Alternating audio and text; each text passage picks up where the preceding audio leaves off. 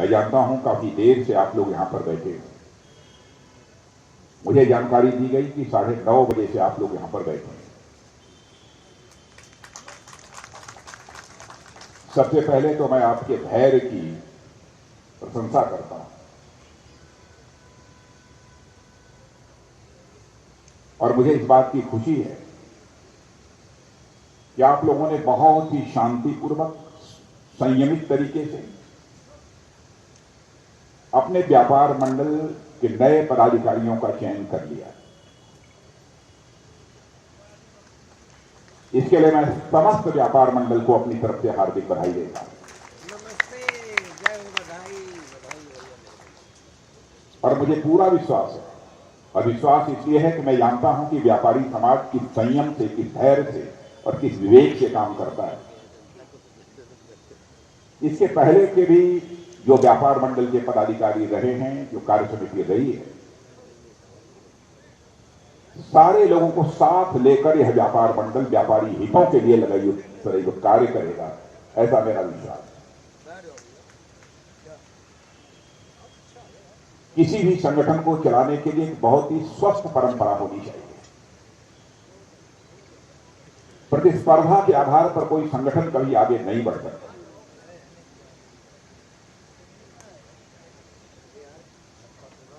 और किसी भी संगठन में लगातार कोई लंबे समय तक पदाधिकारी नहीं रह सकता। आज कोई है, कल दूसरा होगा, परसों तीसरा होगा, यह सिलसिला चलता रहेगा। एकजुट होकर हमें व्यापारी समाज की समस्याओं के समाधान के लिए काम करने की जरूरत है। और मैं अपनी तरफ से आपको यकीन दिलाना चाहता हूं, पहले भी करता रहा हूं, यह कोई नई बात नहीं है। आगे भी जो भी आपकी समस्याएं होंगी, यथासंभव सारी समस्याओं के समाधान के लिए मैं सतत प्रयत्न करूंगा।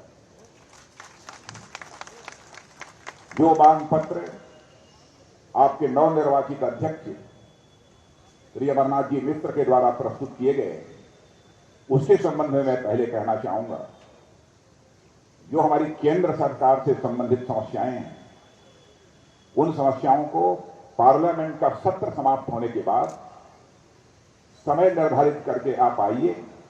स्वयं भारत सरकार के वित्त मंत्री और वाणिज्य मंत्री जिनसे भी बात कराने की जरूरत होगी, उनसे मैं बात कराकर यथासंभव उसका समाधान निकालवाने की कोशिश करूंगा।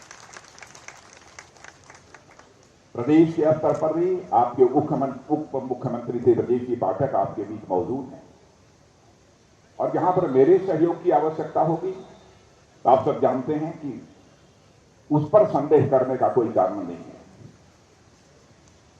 आज जब हम लोग यहां पर मिल रहे हैं, तो आप सभी जानते हैं कि अभी होली का, अभी कुछ ही दिनों पहले एक पर्व था।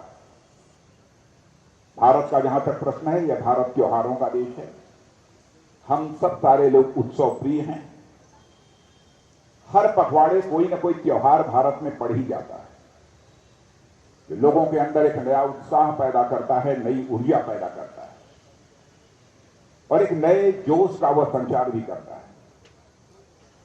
और हमारे यह त्योहार, मैं यह मानता हूं कि यह सामाजिक सौहार्द और आपसी स्नेह और भाईचारे को बढ़ावा देते हैं, और साथ ही कैसे भाईचारे के साथ रहा जा सकता है, इसकी प्रेरणा भी लेने का काम करते हैं।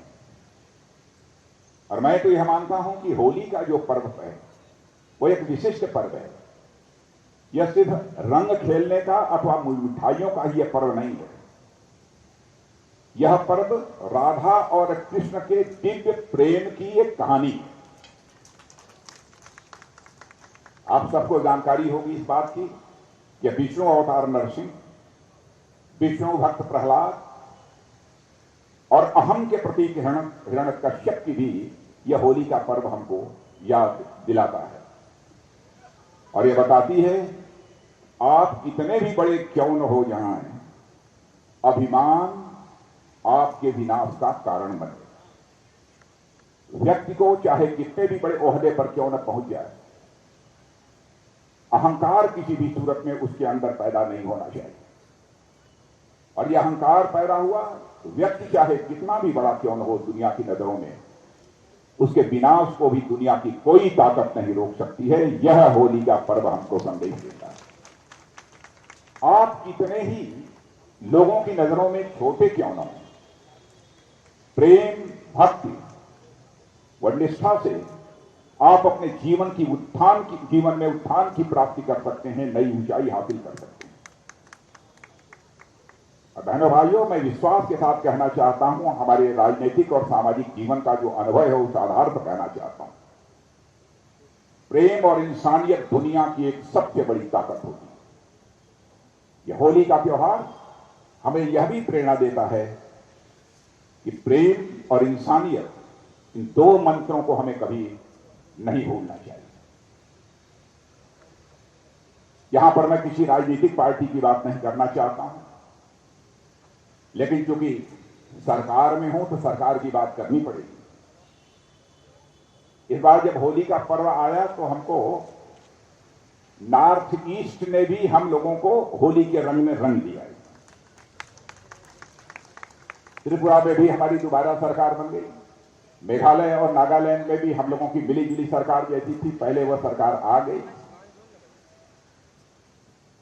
और आपको जानकर यह खुशी होगी कि नॉर्थ ईस्ट, उत्तर पूर्व, जो भारत से पहले अपने को अलग थलग माना करता था, एक भावनात्मक लगाव जितना गहरा होना चाहिए उतना गहरा लोग महसूस करते थे कि नहीं है। आज भावनात्मक रूप से भी नॉर्थ ईस्ट पूरी तरह से भारत के साथ जुड़ चुका है। और इसका श्रेय यदि मैं किसी को देना चाहता हूं तो अपने भारत के यशस्वी प्रधानमंत्री श्री नरेंद्र जी मोदी को देना चाहता हूं।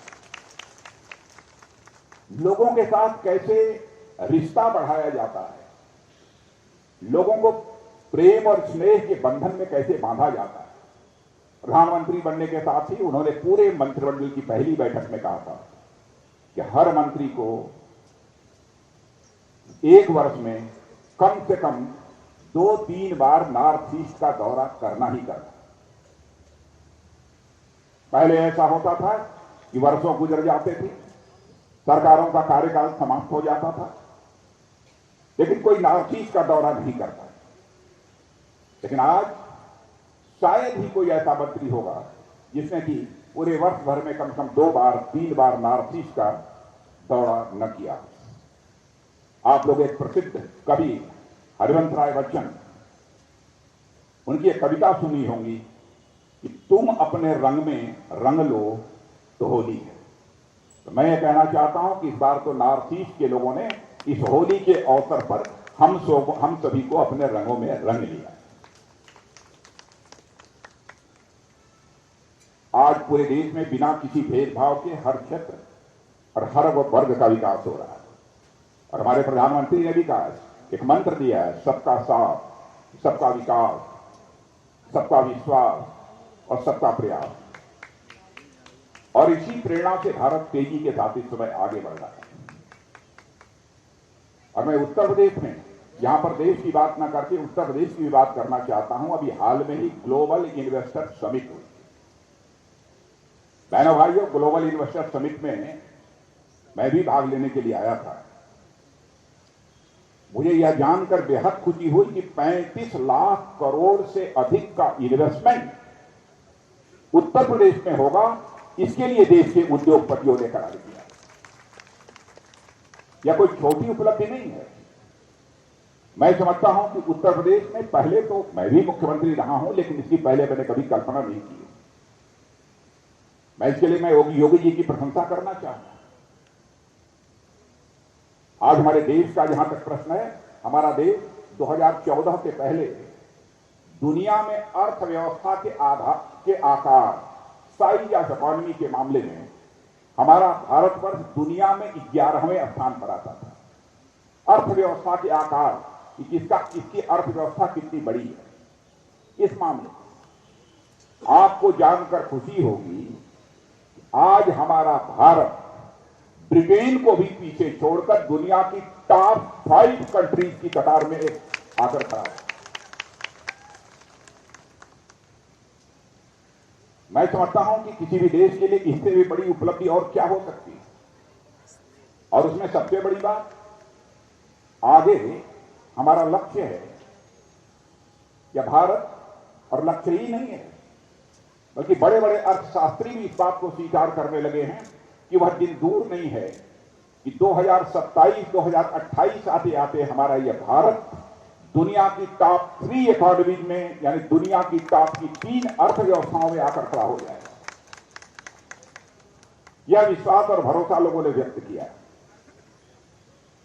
उत्तर प्रदेश भी विकास के पथ पर तेजी से आगे बढ़ रहा है। कानून और व्यवस्था का जहां तक प्रश्न है, मैं समझता हूं कि कानून और व्यवस्था के प्रश्न को लेकर कोई रंच मात्र भी सरकार के ऊपर संदेह नहीं कर सकता है। हमारा यह विश्वास है। कारोबार का जहां तक प्रश्न है, मैं जानता हूं कि जब तक कानून और व्यवस्था बेहतर न हो तब तक कोई व्यापार भी किसी राज्य में अथवा किसी देश में नहीं बढ़ सकता। विकास की पहली शर्त होती है कानून और व्यवस्था का चुस्त दुरुस्त होना, और इस काम को यहां के मुख्यमंत्री योगी आदित्यनाथ जी ने किया है, इसमें कहीं दो मत नहीं है। इसलिए मैं योगी आदित्यनाथ जी को यहां की कानून और व्यवस्था को चुस्त दुरुस्त करने के लिए जो उनका योगदान है उसकी मैं सराहना करना चाहता हूं। आप सभी व्यापारी समाज के लोग भी महसूस कर रहे हैं, व्यापारी समाज ही नहीं बल्कि आज हिंदुस्तान के दूसरे कोने के लोग भी इस बात को महसूस कर रहे हैं। और हमारी सरकार का जहां तक प्रश्न है, कारोबार का जहां तक प्रश्न है, व्यापार का जहां तक प्रश्न है, सबसे ज्यादा भागीदारी यदि किसी की होती है तो छोटे और मझोले व्यापारियों की। छोटे और मझोले व्यापारियों की यदि भागीदारी न हो, मैं विश्वास के साथ कह सकता हूं किसी भी देश की अथवा किसी भी राज्य की अर्थव्यवस्था में जो ताकत आनी चाहिए, मजबूती आनी चाहिए, वो किसी भी सूरत में आ नहीं सकती। इसलिए मैं अपनी सरकार की तरफ से आपको विश्वास दिलाता हूं कि व्यापारी समाज के हितों की रक्षा के लिए हम लोग सदैव तत्पर हैं और उसके प्रति हम पूरी तरह से प्रतिबद्ध हैं।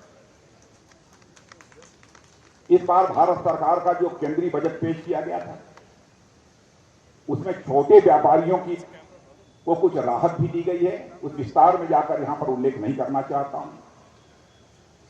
सूक्ष्म, लघु और मध्यम जो उद्योग हैं और छोटे व्यापारियों के लिए ब्याज दर में ऋण यदि वह लेते हैं तो ब्याज दर में 1% की छूट दी गई है, और 3 करोड़ के कारोबार वालों को, एमएसएमई का जो कारोबार करते हैं उनको भी टैक्स में छूट दी गई। बजट में कई प्राथमिकताएं निर्धारित की गई हैं। उन बजट की सारी प्राथमिकताओं को बहुत विस्तार में जाकर यहां पर चर्चा नहीं करना चाहता, लेकिन मैं कह सकता हूं जो कुछ भी हम लोगों ने कदम उठाया है, कोशिश यही है कि प्रत्यक्ष या अप्रत्यक्ष रूप से हमारे व्यापारी समाज को उसका लाभ मिले। उत्तर प्रदेश के बजट की मैं यहां चर्चा नहीं करना चाहूंगा, लेकिन उत्तर प्रदेश के बजट में जैसा मुझे बतलाया गया है कुछ सहूलियत दी गई है। सब मिला कर भी हम देखें तो आर्थिक दृष्टि से हमारा भारत धीरे धीरे काफी बहनों भाइयों अब मजबूत हो रहा है। अभी हमारे बरमानी जी ने इस बात की भी चर्चा कर दी कि हमारे लखनऊ में भी नए नए स्टार्टअप्स खड़े हो रहे हैं। मैं आपको बताना चाहता हूं 2014 से पहले स्टार्टअप की जो संख्या हमारे देश में बामुश्किल 500 से लेकर 600, और आज आपको जानकर आश्चर्य होगा कि 9 वर्षों के अंदर वह करिश्माई काम हुआ है कि हमारे देश में स्टार्टअप की संख्या 90,000 से अधिक की हो गई। 90,000 से अधिक हो गई। यूनिकॉर्न जिसे कहते हैं, यानी जिन स्टार्टअप की आमदनी लगभग $1 बिलियन से अधिक हो जाती है, यानी लगभग 8,000 करोड़ रुपए से अधिक हो जाती है, ऐसे यूनिकॉर्न ऐसे लोगों को बोलते हैं। उनकी संख्या भी भारत में लगभग इस समय 105 हो गई है। मैं बहनों भाइयों, मैं यही कहना चाहूंगा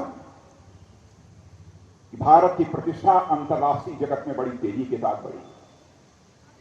मैं बार बार कहता हूं कि पहले भारत अंतर्राष्ट्रीय मंचों पर कुछ बोलता था तो भारत की बात लोग जिस गंभीरता पूर्वक सुनना चाहिए नहीं सुनते थे, लेकिन आज अंतर्राष्ट्रीय मंचों पर भारत कुछ बोलता है तो सारी दुनिया कान खोलकर सुनती है कि भारत बोल क्या रहा है। यह है हैसियत, यह प्रतिष्ठा भारत की सारी दुनिया में बढ़ी है। इंग्लैंड, जिसने लगभग 200 वर्षों तक हमारे ऊपर हुकूमत की है, आपको जानकर खुशी होगी कि इंग्लैंड का भी, ब्रिटेन का भी इस समय नेतृत्व यदि कोई कर रहा है तो भारतीय मूल का ही व्यक्ति ब्रिटेन का भी नेतृत्व कर रहा है। इन्वेस्टमेंट पे भारत में ऐसी अनुकूलता पैदा हुई है, केवल देशवासी ही अपना निवेश यानी इन्वेस्टमेंट नहीं कर रहे हैं, बल्कि दुनिया के दूसरे देशों से भी इन्वेस्टमेंट बड़ी भारी मात्रा में भारत के अंदर हो रहा है। भारत में भी यह सब सारी अनुकूलता पैदा न हुई हो तो मैं समझता हूं कि दुनिया के दूसरे देशों से जितना आज निवेश हो रहा है, जितना इन्वेस्टमेंट हो रहा है, वह शायद किसी भी सूरत में न हो पाता। एप्पल नाम का एक कारखाना, एप्पल का यह नया कारखाना, एप्पल के बारे में आप सभी अच्छी तरह जानते होंगे। अब बहनों भाइयों, जिसकी हम लोग कभी कल्पना नहीं कर सकते थे, वह कर्नाटक में लगने जा रहा है, यानी हमारे भारत में लगने जा रहा है। पहले यही एप्पल कंपनी इस काम को चाइना में किया करती, यानी भारत के प्रति आकर्षण बढ़ा है, भारत में व्यापार करने की अनुकूलता बढ़ी है। इसलिए एप्पल जैसी कंपनी भी अब चाइना को छोड़कर भारत में अपना कारखाना लगा रही है, कर्नाटक में लगा रही है। यह भारत की हैसियत, यह भारत की साख, यह भारत की विश्वसनीयता दुनिया के दूसरे देशों में बढ़ी है। व्यापार करने के मामले में जितनी सरलता आई है पहले की अपेक्षा, मैं नहीं कहता हूं सारी चीजें पूरी तरह से सुलझ गई हैं, कोई समस्या नहीं, लेकिन पहले से स्थिति बेहतर हुई है, मैं यह बात विश्वास के साथ कह सकता हूं। अभी आप लोगों ने समाचार पत्रों में भी देखा होगा, नेशनल सैंपल सर्वे ऑर्गेनाइजेशन एक होता है, उसने कहा है कि 2014-15 में एक भारतवासी की औसत आमदनी जितना हुआ करती थी, आज वह बढ़कर दुगनी हो गई है। मैं यह नहीं कहता हूं कि सभी व्यक्तियों की आमदनी दोगुनी हो गई, लेकिन एवरेज औसत सारे देश का निकालने के बाद उसने कहा है कि 2014-15 में सालाना औसत आय ये लगभग 84,647 रुपये थी, जो 2022-23 में बढ़कर प्रति व्यक्ति औसत आय लगभग 1,72,000 रुपये तक पहुंच गई है। यह भारत की हैसियत मेरे बहनों भाइयों सारी दुनिया में बढ़ी है। यह हम सब के लिए बहुत ही गौरव का विषय है। बैंकिंग व्यवस्था का जहां तक सवाल है, और बैंकिंग व्यवस्था की चर्चा मैं इसलिए करना चाहता हूं कि देश की अर्थव्यवस्था में बैंकिंग सिस्टम का कैसा महत्व है, या व्यापारी समाज को बतलाने की आवश्यकता नहीं है। शांति व्यवस्था तो कायम हो गई, लेकिन उसके साथ साथ बैंकिंग व्यवस्था भी चुस्त दुरुस्त होना यह बहुत ही आवश्यक है।